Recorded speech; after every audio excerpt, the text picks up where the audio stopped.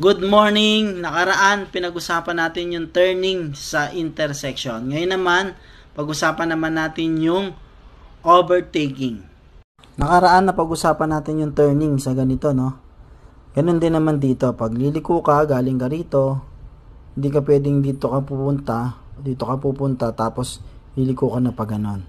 So, ito naman yung T-junction. Ito yung intersection.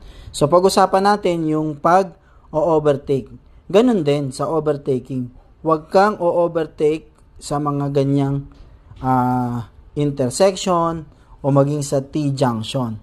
Kasi pag umovertake ka dyan, once na halimbawa dito, so o-overtake ka, if may lalabas dito, papalipat siya dito, umovertake ka, hindi ka makikita, may sasakyan dito, tapos dito ka, tapos lalabas siya, mababangga kayo.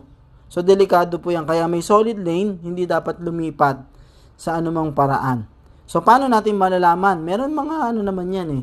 May mga warning sign naman yan dito. Ahead of time, ay meron yung warning sign kung intersection ba or T-junction yung papalapit na dadaanan natin. So, sa mga biyahidor, mahalaga na tumingin tayo sa mga signages, warning sign, directional sign ng ating kalsada.